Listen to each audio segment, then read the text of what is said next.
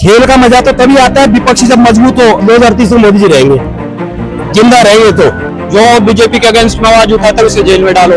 हर चीज में टैक्स, हर चीज में टैक्स। मीडिया में ये तो दिखाते नहीं है मणिपुर में क्या हो रहा है, लद्दाख में क्या हो रहा है। ये जरूर दिखा देंगे एलवीस यादव के पास प्रॉपर्टी कितनी है, उसकी गाड़ी रेंट की है कि नहीं। राम मंदिर मोदी की बात का नहीं है। मोदी में दम है तो केजरीवाल को 2 दिन छुट्टी देना। जो मोदी को जानता है मोदी को पहचानता भी है। दिल्ली की जनता को ठगा जा रहा है। नमस्कार, पब्लिक ओपिनियन देख रहे हैं आप और मैं हूं आपके साथ ज्योति निशाल। चुनावी यात्रा में आपका स्वागत है। कहते हैं कि प्रधानमंत्री की कुर्सी का रास्ता बिहार, उत्तर प्रदेश से दिल्ली होकर आता है और जो इन तीनों राज्यों से सही से होकर गुजरता है वही प्रधानमंत्री बनता है। तो इसी को लेकर हम जनता के बीच में हैं कि प्रधानमंत्री की कुर्सी किसकी होगी और जनता से उनका मूड क्या है चुनाव को लेकर वो जानेंगे। प्रधानमंत्री की कुर्सी अब की बार किसकी होगी? मोदी जी की। मोदी जी काम अच्छा कर रहे हैं, देश के लिए कर रहे हैं, तो मोदी जी की कुर्सी में। तो अब की बार प्रधानमंत्री की गद्दी किसके हाथ लगेगी? मोदी जी के हाथ में। मोदी जी कह रहे हैं 400 पार, 400 पार ही आएगी। मैम मेरे को तो ये लगता है दिल्ली में केजरीवाल से बढ़िया कोई नहीं है। देखो जी, मैं मोदी को खुद पसंद करता हूँ, बट जो वो कर रहे हैं, जिस टाइप की राजनीति कर रहे हैं, वो बहुत गलत कर रहे हैं। जेल में डाल रहे हैं, कोई उनके खिलाफ अगेंस्ट में आवाज उठाता है जेल में डाल रहे हो। अरे जेल में क्यों डाल रहे हो? आप ऐसे फाइट करो ना, वर्क पे फाइट करो। आप इनसे कोई काम पूछो, काम इन्हें कुछ नहीं पता। कहते हैं ये केजरीवाल ने पैसे खा लिए, वो खा लिए। अरे मोदी ने भी तो पैसे खा लिए। कितनी बड़ी बड़ी फ्लाइट हो ली, आज तक किसी ने आवाज उठाई नहीं उठाई। इंडिया में नहीं रहते हो क्या? फिर आपने देखा नहीं न्यूज चैनल, आपने देखा नहीं? तो दिल्ली में भाई साहब 30 साल से दिल्ली में ही इसी मार्केट में 30 साल से इसी मार्केट। कांग्रेस का सारा माल तो इंडिया बेच रहा है मोदी। बताओ क्या नहीं दिया कांग्रेस ने और क्या बेच रहा है मोदी? क्या बेच दिया? रेलवे कहाँ बेचा है? क्यों नहीं बेचा है सर?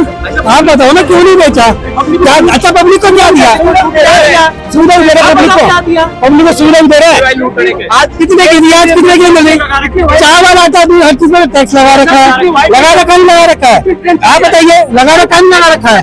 हर चीज में टैक्स, हर चीज में टैक्स।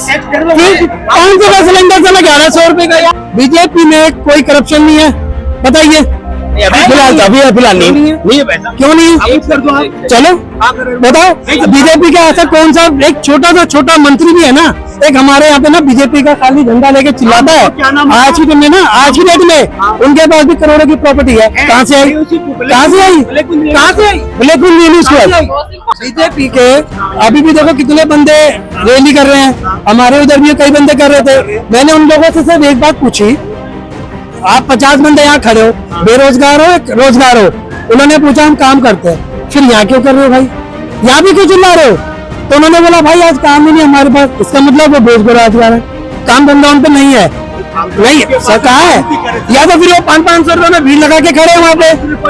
तुम दोगे 5 रुपये को? मैं दूंगा ना। किसको दे रहे हो? मैं दूंगा ना। जब मुझे पब्लिसिटी करानी है तो मैं सबको बोलूंगा 500 रुपए तो चलो सब चलेंगे, कौन नहीं चलेगा? ये गरीब खड़ा है, मैं उसको बोलता हूँ भाई काम नहीं है, चल मैं तेरे को 500 रुपए दूंगा, मेरे साथ चल, बीजेपी का झंडा लेगा लेकर चलेगा। क्यों चलेगा भाई? बच्चे ऐसे लेने 5 रुपए की नहीं ले जाएगा। क्या बात है? नहीं ले रहे, अब लेते हैं सर। मीडिया में ये तो दिखाते नहीं है मणिपुर में क्या हो रहा है, लद्दाख में क्या हो रहा है। ये जरूर दिखा देंगे एलवीस यादव के पास प्रॉपर्टी कितनी है, उसकी गाड़ी रेंट की है कि नहीं। अबे ये छोड़ो ना, ये देखो ना देश में क्या हो रहा है। राम मंदिर मोदी की बात का नहीं है। सरकार जनता का है, जनता ने पैसा दिया उसमें नहीं। यदि अग्निवीर रियल में सही है तो मोदी अमित शाह अपने बेटे को भेजेगा नहीं। सबके घर घर में राशन पहुंच गया, बिजली पहुंच गया। शर्म की बात है कि देश की जनता को राशन लेना पड़ रहा है, तो शर्म की बात है, खुशी की बात नहीं है कि लोग राशन ले रहे हैं। 370,000 हटा दी मोदी ने। नहीं हटा है। 370 भी हटाए उसमें, लेकिन बाहर का मतलब जमीन नहीं ले सकता। आपको पता क्या है? 370 अभी तक नहीं थी।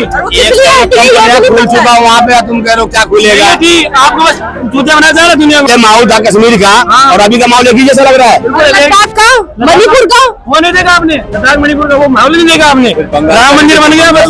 बंगाल में तो ही हो रहा है। नहीं देखा आपने? बंगाल के बारे में